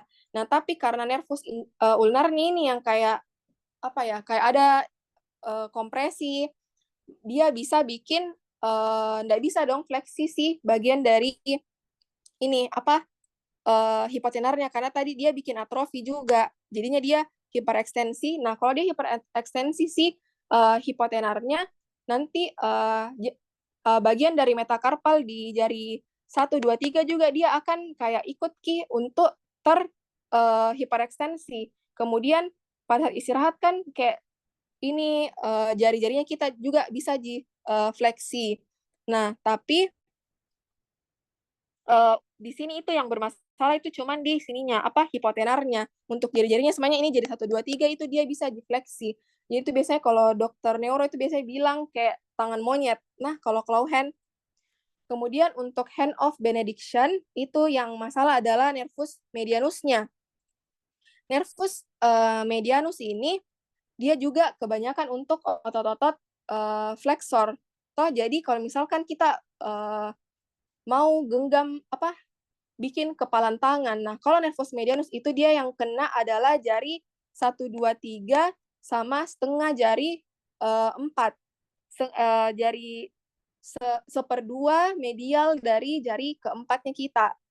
Jadi kalau misalkan kita mau kepalkan tangannya, nah yang bisa itu cuman jari 4 sama jari 4 sedikit sama jari 5 itu bisa. Jadi ini namanya hand of benediction. Kemudian ini toh pasti kalian juga pernah dengar tennis elbow sama golfer elbow.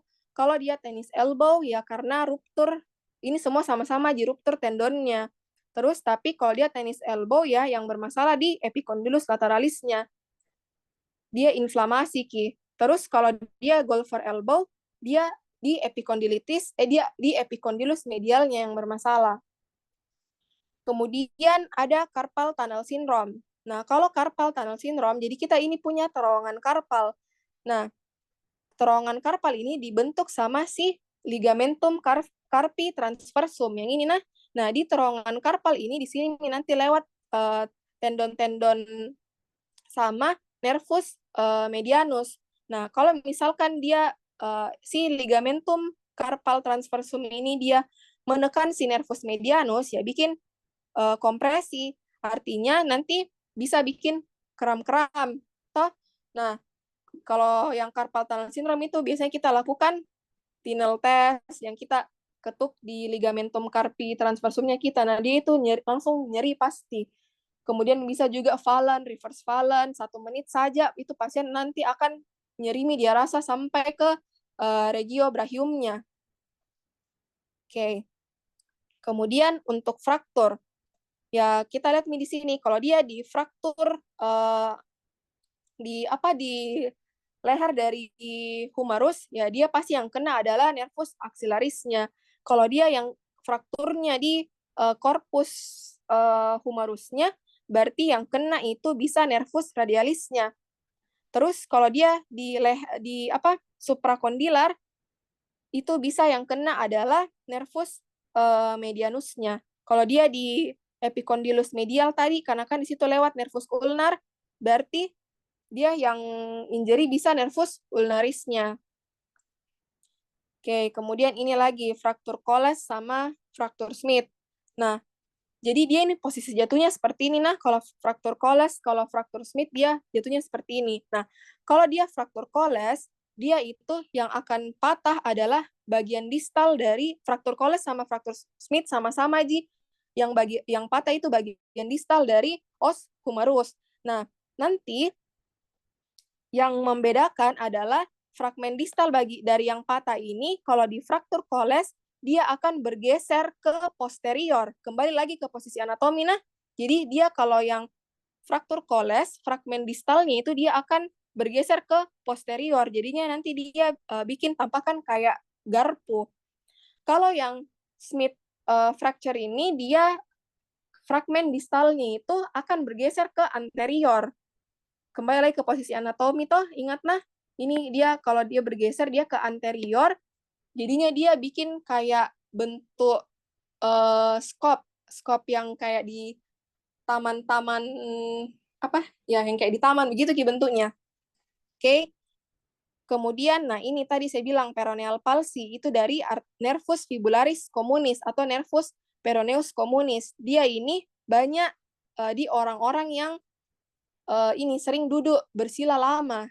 Jadi atau bisa juga karena fraktur fibula bisa pengaruhi nervus peroneus communis karena dia kayak apa di tempatnya kayak dia langsung setelah dia bercabang dia kayak belok gini, jadi kayak gampang sekali memang dia baik kompresi kah atau dia ruptur kah.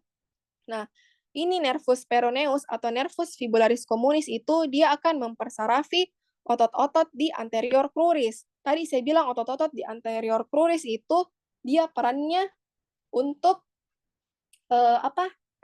ekstensi toh.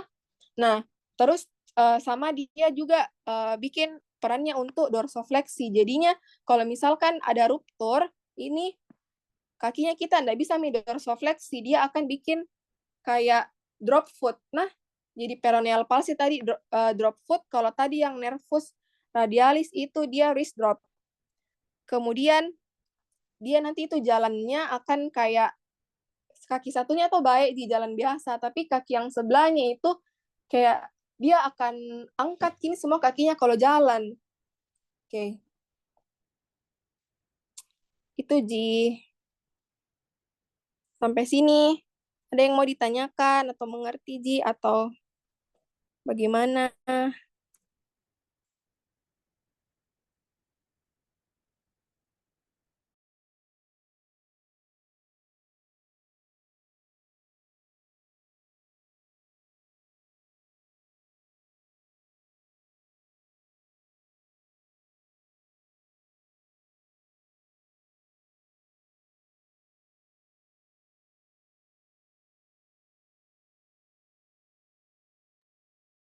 Jadi tipsnya nah kalau muskulo itu ya kalau otot nah khususnya ya kalian hafal kalian supaya tidak sulit untuk apa bedakan nama-nama ototnya kayak lihat seratnya arah seratnya kemana biasa nama ototnya itu sesuai dengan itu terus kalian juga hafal pergerakannya nah jangan lupa pergerakan terus nervus juga tadi dia mempersarafi otot-otot apa. Nah, banyak sekali memang guys kalau muskulo. Sampai sini ada yang mau ditanyakan atau enggak ada atau bagaimana? Mengerti, Ji?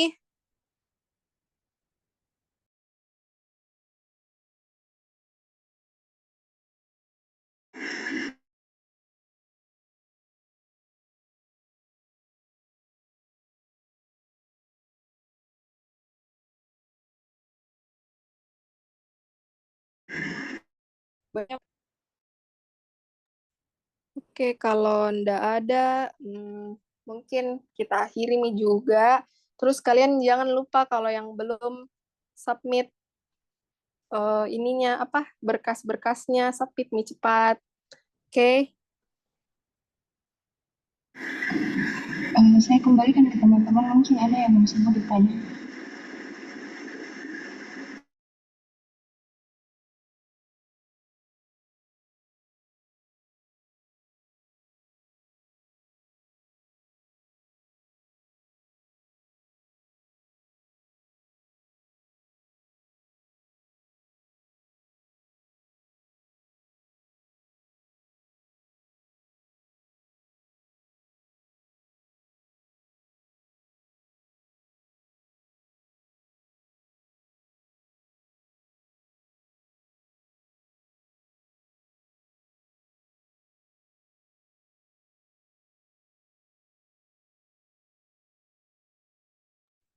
Jadi mikirnya Iya Pak, mungkin kalau tidak ada, saya izin untuk masuk ke sesi pemberian sertifikat dulu Kak. ya, Untuk masuk ke sesi pemberian sertifikat dulu Kak. oh iya ya, oke.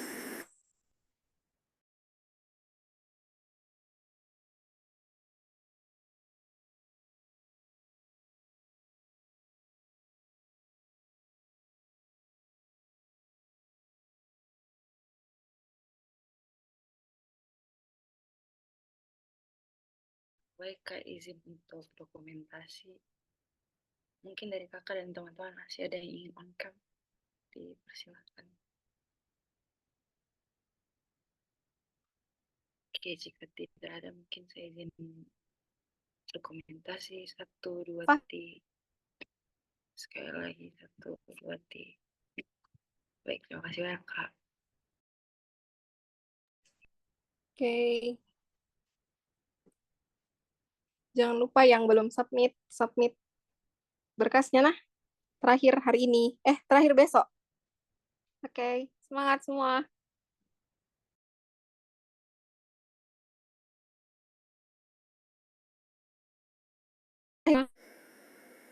Terima kasih banyak Kak.